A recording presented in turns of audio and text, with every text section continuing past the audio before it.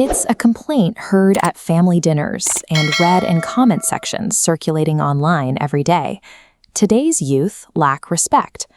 Older adults watch young people speak their minds and see defiance.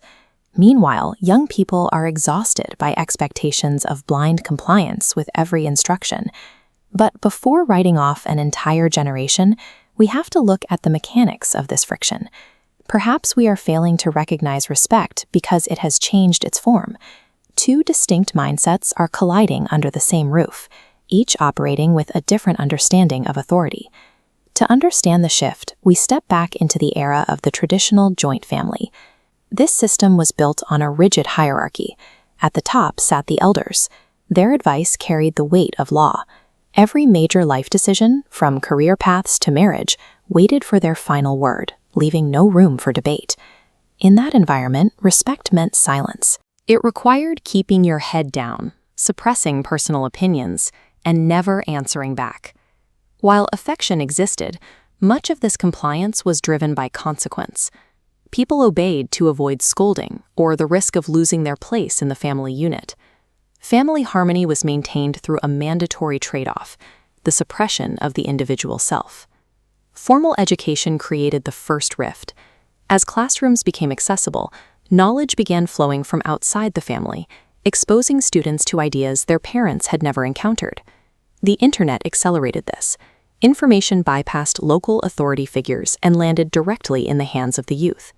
With unlimited facts in their pockets, the mental framework of the youth shifted. They stopped asking, "What should I do?" and started demanding to know, "Why should I do it?" Technology flattened the family structure into a lateral network, ending the elders' monopoly on truth. This shift redefined respect. For modern youth, it involves the freedom to express individual identity and apply critical thinking to authority. When a young person asks a question today, they see it as intellectual engagement. To an older generation raised in a culture of silence, that same question looks like disrespect. Social media allowed young people to forge identities that exist outside the influence of their family name or local household. Both generations are evaluating the same behavior using incompatible dictionaries. The new generation is characterized by awareness and the ability to set personal boundaries. Look at this cognitive development map. Information access climbs sharply, while emotional maturity trails far below. Young adults gain facts faster than experience. This creates an ego trap. After learning online, they view parents as outdated, believing technical knowledge replaces mentorship. Healthy self-respect evaluates and accepts constructive criticism. Ego, however, views all guidance as an attack on autonomy. By rejecting blind obedience, many have unintentionally isolated themselves from the wisdom they still need, turning protective boundaries into walls that block out valuable advice. Autonomy requires distinguishing between freedom and carelessness. Choosing a career path is freedom. Ignoring core responsibilities under the guise of independence is a lack of maturity. Asserting independence does not require dismissing the older generation. The necessary equilibrium involves maintaining personal boundaries while remaining humble enough to filter and accept genuine lived experience. Respect now operates as a conscious, mature choice. Ask anyone over 50, and they will likely tell you that respect is dead. Ask a younger person, and they'll tell you respect must be earned. We're looking at a stark divide in how humans interact with one another.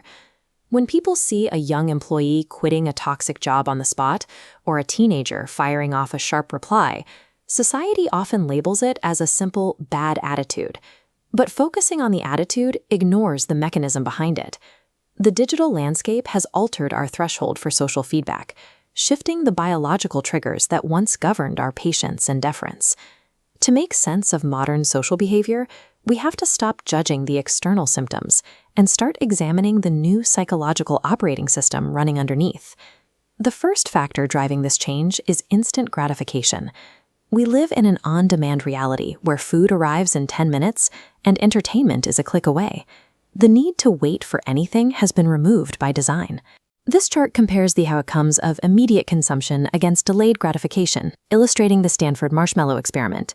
Children who successfully waited for a second marshmallow showed higher levels of patience and emotional control later in life.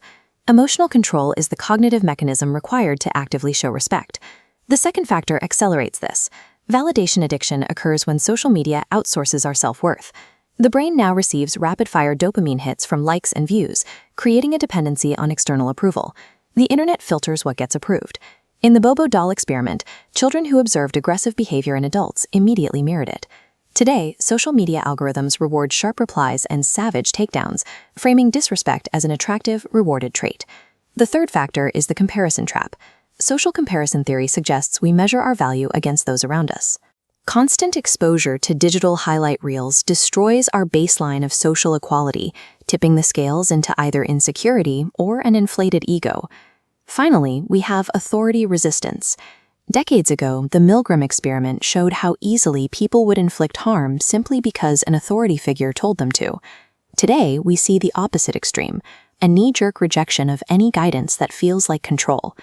When you combine instant gratification, dopamine loops, extreme comparison, and resistance to authority, you erode a person's patience and their ability to actively listen. To the outside world, this behavioral pattern looks exactly like a total loss of respect. We have to separate healthy psychological growth from a misunderstanding of freedom. Setting boundaries is a necessary psychological defense. When an employee walks away from an abusive workplace or cuts ties with a manipulative relative, they are demonstrating emotional maturity and self-respect. That action is a healthy response to a toxic environment. The problem arises when this behavior crosses into a lack of accountability. Ignoring actual responsibilities or failing to communicate under the guise of independence is not a sign of self-respect. It is a failure of maturity. There is a difference between having an independent opinion and being disrespectful.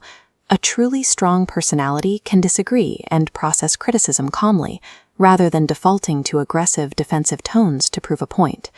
The modern issue is a broken mechanism of expression. The underlying intent is often positive, but the defensive tone used often contradicts the values being protected. If we want to assign blame, we need to look at the systems that raise them. We spent decades training people to chase financial success, crush the competition, and secure high academic marks, while neglecting to teach them how to handle their own emotions. This matrix plots raw knowledge against practical wisdom. We've built a society clustered heavily in the bottom right, armed with digital information but lacking self-control. To correct this, we must separate ego from feedback, redirecting from red defense pathways toward green, objective processing. From there, we must practice aligning our verbal tone with our intent. Crucially, we have to recognize that respect is not taught through lectures.